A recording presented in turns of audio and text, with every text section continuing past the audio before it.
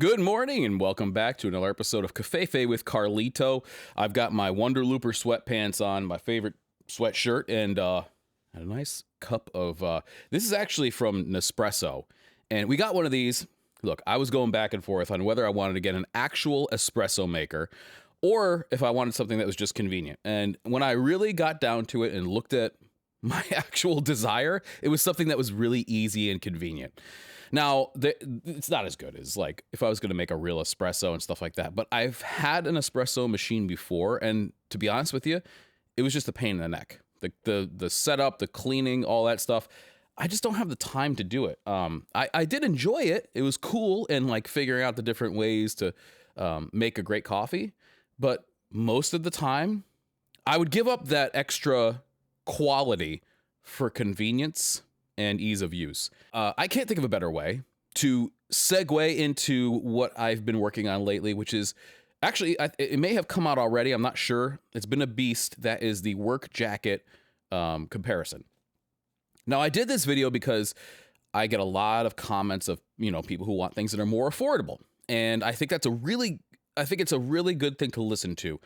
For a long time, I would simply look at the most interesting, the most what's the word I'm looking for? I looked at the stuff that was really pushing the envelope, right? Proprietary fabrics. Is it woven by a monk in a cave in, I don't know where, Laos? Then fine, great, awesome.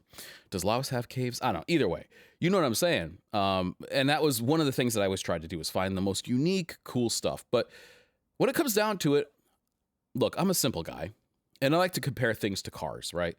If I was reading Car and Driver, just to use a good example, and all they ever spoke about was Lamborghini, Ferrari, stuff like that, then it really wouldn't be of much use to me other than entertainment. Now, if they actually gave me a good review in comparison of cars under $25,000, now we're talking. That's something that I can actually use and would use for research for my next purchase. And that's what I tried to do with this video, and what I'm going to try to pepper in occasionally with my content. I look at it now as the content schedule has to reflect not only genuinely where I'm at and what I like, but it also has to serve a certain audience. And if all I'm talking about is really what we're talking about is luxury goods, then that's not really the audience that I feel I could speak to best. I like, just like with this cup of coffee here, a lot of us are willing to give up a little bit of that specialness for convenience and affordability. So a lot of these jackets that I spoke about, not one of them was made in USA. Most of them were made in Bangladesh, was a common one, China, and I think the other one was Nicaragua. So for most people, especially working people, they want to spend $100. They want to get something that's going to work. It's going to be warm, and that's really the top of their list. And yeah, sure, would it be nice to have something that was made in the USA? Yeah, it absolutely would. But I'm willing to bet that if you were to look at 100 people as a good cross section of the consumers, and you were to say, okay, well, if you could have something that was a little bit more expensive, yet and it's made in USA, or save $20, but it's made in another country, I'm willing to bet that like 75-80% of those would save a little bit of money and get something that was made in another country. In America, which is where I live, we're having this cost of living crisis right now. And I'm fortunate enough to be far enough along in my life that it really doesn't. I mean, we feel it when we go to the grocery store and stuff, but I'm not trying to buy a house right now. I'm not trying to start a family. We're already pretty well down that road. And if you're frugal, or at least know how to live frugally, once you're sort of set up, you can keep that train on the tracks. But my heart really goes out to people who are just starting out, who want to buy their first home and are, possibly thinking about having children. I've heard, a lot of younger people are just not having children because they don't see how they can afford it. And, I wonder too, how much of this comes from I wonder how much of this was that I grew up in a time where it was this age of decadence, right? The 80s and 90s, you were able, I'm still in the idea like that you could buy a starter home that needed some fixing up at $60,000. A decent home was $100,000, and a really nice house was $200,000. That is so gone now. If you're buying something for 60 grand, it's probably either on fire currently or, rubble. So that's just not the case anymore. But I wonder how much of it is that we were so spoiled very recently with having more stuff and having more disposable income than anybody ever before. And when I think back to my grandparents, now not the ones who came from Belgium and Poland, that is a whole other story I'd love to tell you about some other time. But my grandparents who came here, one was from Italy and the other from Denmark. And when they came here, and the small house that they shared, was a duplex that they, raised their 3 kids in, and they had one car. My grandfather would get picked up by a coworker to go to work at Northeast Utilities. He was a lineman, and my grandmother stayed home, but she would work part-time at the local pharmacy. And, they weren't rolling in it. They made it work with 3 kids and with what they had. And when I talk to my parents, my father's passed away, she won't say that they were ever lacking or that they didn't have a happy upbringing. And so, those were the times back then, right? They made do with very, very little. And if you look at the homes too, right now our lifestyle creep has moved so much. When you have a house, people want solid surface counters, right? They want marble, they want granite, whatever. They want, hardwood floors. They want, 4 bedrooms and 6 bathrooms and all that stuff. When the houses back in the day, my house is an old farmhouse from the 1800s. It was a tiny little house and had just what you need. And there was 1 bathroom, kitchen with linoleum countertops, very basic appliances. And like I said, the families probably had 1 car. Do you really need more than that? It's stuff that's nice to have, but no, not necessarily. So I think that the lifestyle creep has moved so much that what we think of as a basic house now would have been considered like a mansion back in the day, because they thought, well, more or less what you need is a couple of bedrooms, whatever, and a kitchen. And if you have indoor plumbing and a bathroom, great. And that's kind of what you had. I mean, there was a time where the main room, there's a house near me here. It's a really great old house that's been restored and maintained from that period in the early 1800s, maybe late 1700s. The main room was the kitchen, because in there you had the hearth with the big, fire. So it was always warm in there. There was a table, and your life was basically centered around that fire. And that's how they made food and stayed warm, and would, that was their communal room. That's the area that they would congregate in. And then when you went to bed, you went to your bedroom, and that was pretty much it. Now, I mean, look at this, and I'm as guilty of it as anybody. I mean, we have this house now where we have, bedrooms and bathrooms and like rooms that are set aside for just the kids to play in, and a big living room that we could all hang out in. And I just finished up a mud room so we can come in and take off our boots and our jackets and hang them up. And that was unheard of back in the day. So believe me, I am not one sitting up here on my high perch saying, oh, all of you need to, get your lifestyle in check. I am absolutely, look, I have a friggin' studio up here that I built out above this garage, which is, let's face it, totally unnecessary, but I wanted it. If I had to shrink my life by a quarter, I could do it and still be very happy. All right, so really went down that road. I'm sorry about that. But this cost of living crisis, I think that what's going to end up happening is people are going to have to start bringing that mindset of this huge lifestyle with, everything I just described. And they're going to have to bring it back to something that's a little bit more reasonable, and had been reasonable for a long time. We have gone through such a shift, let's say the last 150 years. If you were to look at pre-industrial revolution to now, it's unimaginable. And I just, my grandfather who died, he was 96, and he spoke broken English, but I would have loved to imagine, to see like what he saw from back then to now. The leap is unbelievable. I am seeing a little bit of that myself, starting off with cassettes and vinyl, recording things off the radio, waiting for Thursday night to watch TV, renting things from Blockbuster Video, getting a dime so I can make a phone call from a payphone, to now where we have everything we could ever ask for. And I would argue that we are no happier for it. I was the same amount of happy back then as I was now with all these conveniences. So sometimes I think it really pays to maybe look at the stuff that actually matters, which is one of the reasons that I have this Live Better sign back here. It's one of the reasons that I try to mention at the end of something that's very expensive that this is just stuff. The thing that really matters is spending time with the people who you care about.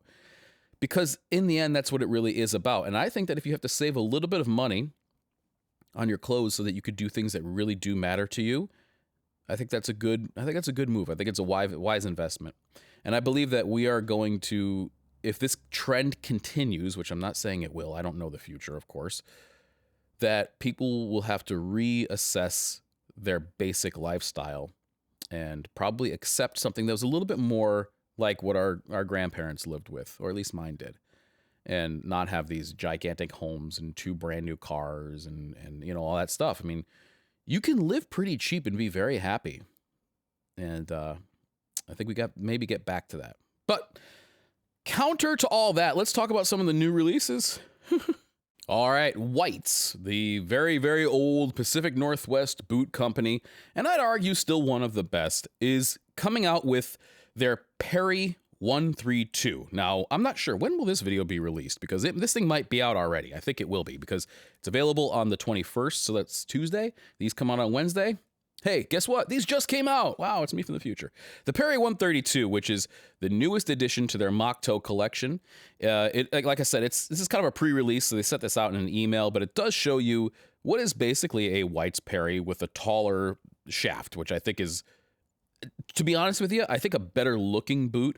This appears to be, is it an 8-inch? Yeah, okay, so it's an 8-inch water-resistant leather upper, and I don't know. I'm not sure if it's the photos here. This is built on their 610 last. I'm not sure if it's the photos here or what, but they seem to be a very well-balanced, good-looking boot. I think these, especially with that sole, which it's a Vibram 132 unit lug sole.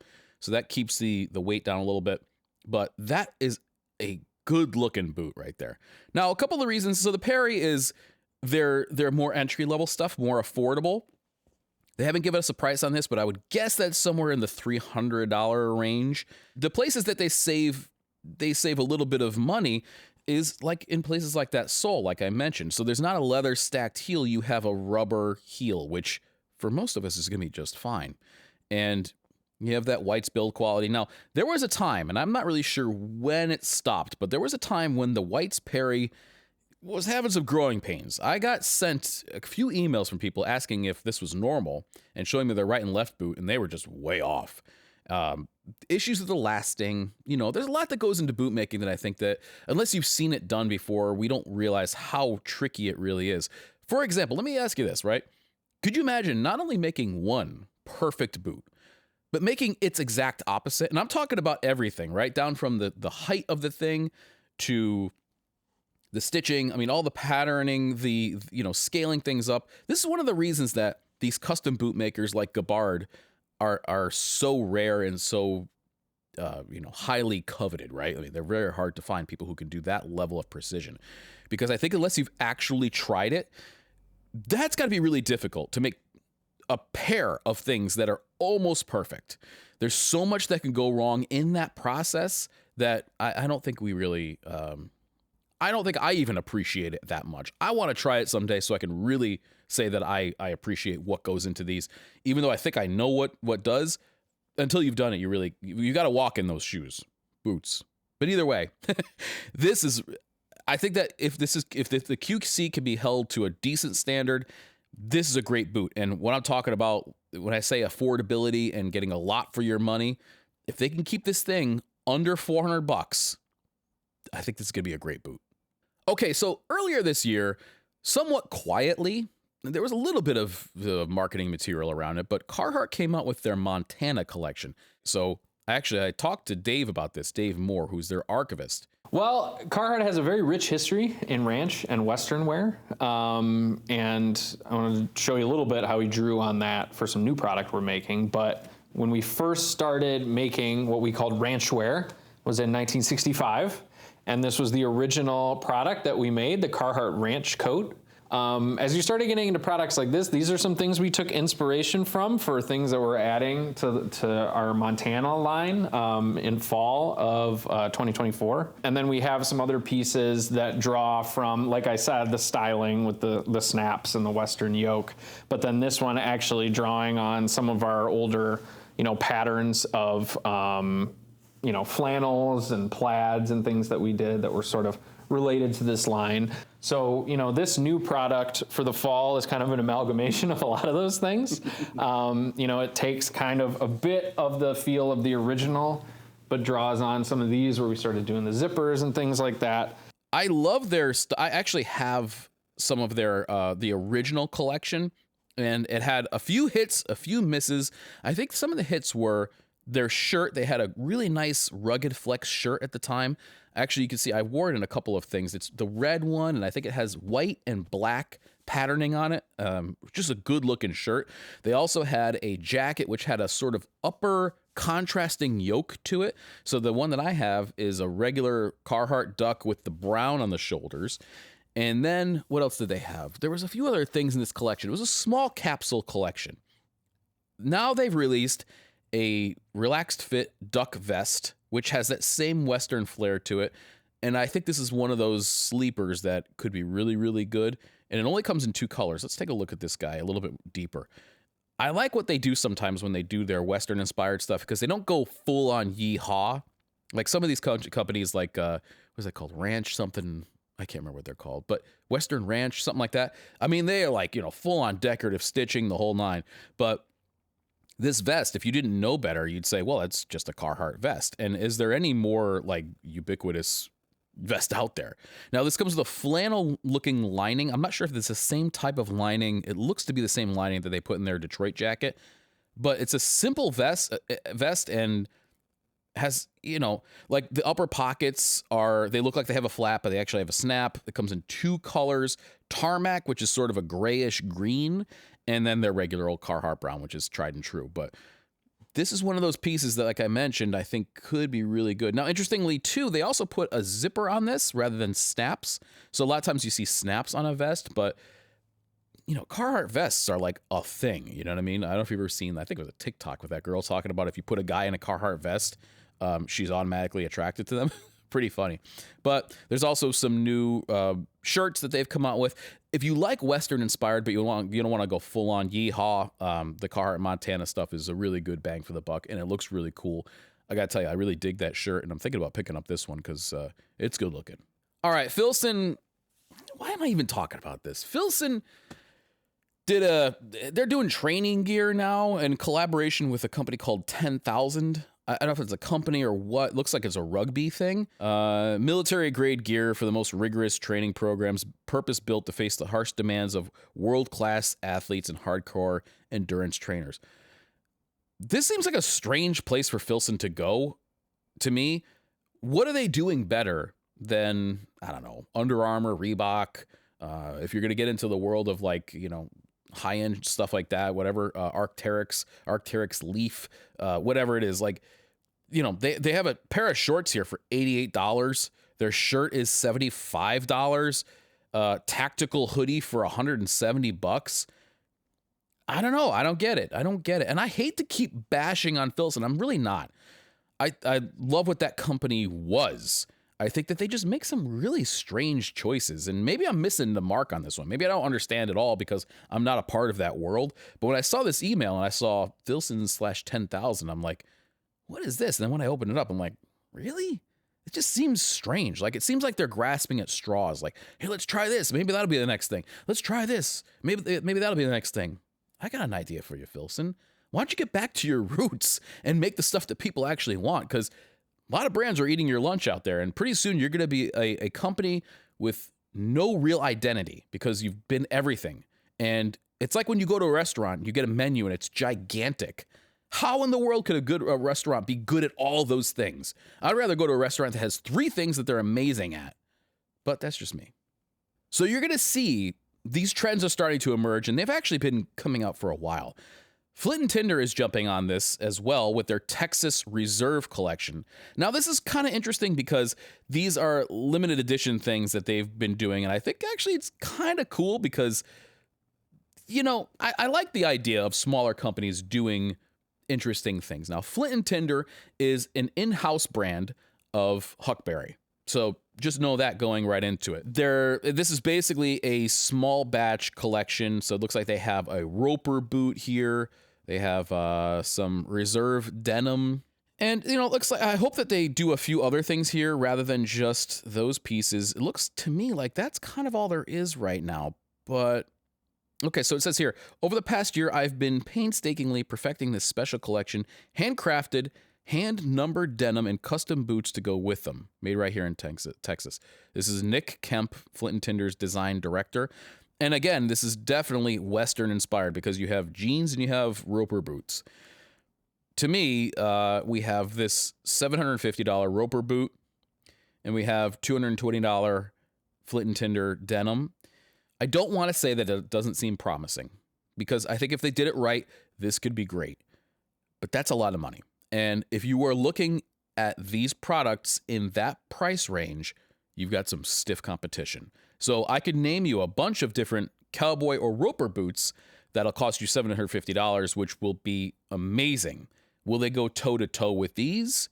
I can almost guarantee it.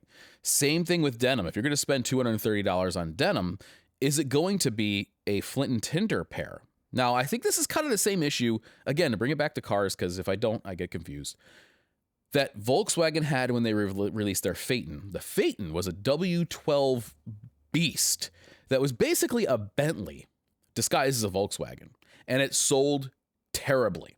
It was an amazing car. All the reviews were just incredible about this thing. Powerful, luxurious, affordable for what it was. I think it was $100,000 at the time, and Bentleys were still, you know, like the price of a, you know, house. But nobody bought it because nobody wants a $100,000 Volkswagen. In a case like this, does anybody really want a $230 Flint Tinder jean? Or would you go with Ironheart? Would you go with Studio D'Artisan? Would you go with any of the number of high-end denim makers out there who that's all they do? Now, I like this idea of pushing your limits, and the small batch thing, black label type of thing, I think is good for a brand. I think it's really nice to have a high-end offering that really shows what you can do. And if they've pulled it off, maybe they could be one of those brands. But when I think of Flint Tinder, when I think of Huckberry, I think of really decent essentials at a good price. They're pushing their boundaries with this one, and they may land at their feet. These may be a complete home run. But I'd like to see them in person to really judge that. You know, I'm skeptical. We'll see. But I do applaud them for taking a chance. Speaking of Studio D'Artisan, over at Okayama Denim, holy moly, did they come out with something that really made me stop and stare, and damn it, it looks like they're already sold out. These are the Studio D'Artisan 45th anniversary Khaki Kyoku Selvage jeans. Holy moly, are these things textured and beautiful or what? My God. So when you think of jeans, everybody, you know, usually pictures blue jeans, but these are not. These are, wow. I mean, the amount of texture in these things is just beautiful. And look at that Selvage ID. Really, really cool. Let's get a little bit into the details on this. These are 16-ounce unsanforized super slub selvage denim, cotton, of course, regular straight fit. Noticing a lot more straight fits now. I'm glad to see that, getting away from the skinny thing. Kakishibu, Kakishibu died. Kakishibu died. I'm sorry. I'm American. I can't pronounce that. If you start putting things like that in there, my tongue just gets really confused. But let's see what this thing says down here. I'm going to try to stumble through it, so please bear with me. The new Khaki Kyoku denim by Studio D'Artisan epitomizes the pursuit of ultimate texture, utilizing traditional Japanese, oh, here we go again, kasezome dyeing method. The warp yarns are tediously dyed in naturally derived kakishibu, which is persimmon fruit, and feature a harmonious blend of number 6 slub and nep yarn. So that's kind of the idea there, right? It's like these are really cool. Basically, if you look at them, they're super textured, super detailed, brown denim that is really cool looking. And I was like, oh man, those are absolutely beautiful. Something like this, like I said, again, you're talking about really creme de la creme, are $275, $50 more than those Flint and Tinders. And so that's what I mean. If you're looking for a high-end bit of denim, this is the one I would probably go for. So beautiful. Looks like a lot of sizes are sold out, but I wanted to bring it up here anyway, just to show you what's out there.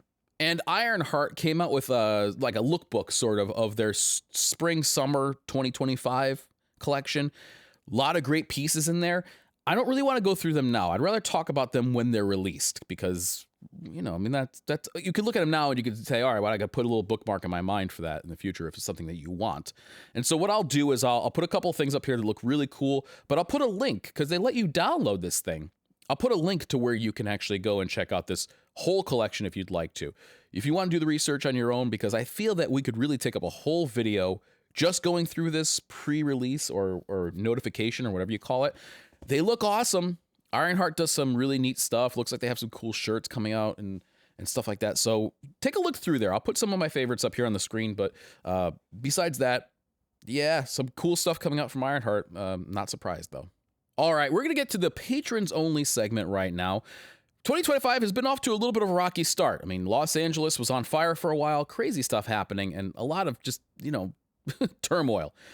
But what I really hope is that we come into a time that's a lot more calm, that we could simply just sit back and say, okay, whew, we could shake off the COVID BS. We could sort of get back to settle into a little bit of boring times for a little while. I'm tired of hearing the world's first or unprecedented or whatever. I want to get back to like, man, does anything happen around here? I'd really welcome that. And I bet you guys, a lot of you probably feel the same. But either way, great things coming. I'm really looking forward to showing you what I have planned for 2025. And I hope that you and your family are doing well, and your friends. Remember, spend time with them. You just never know when it's going to be the last time. Anyway, I'll speak to you all later.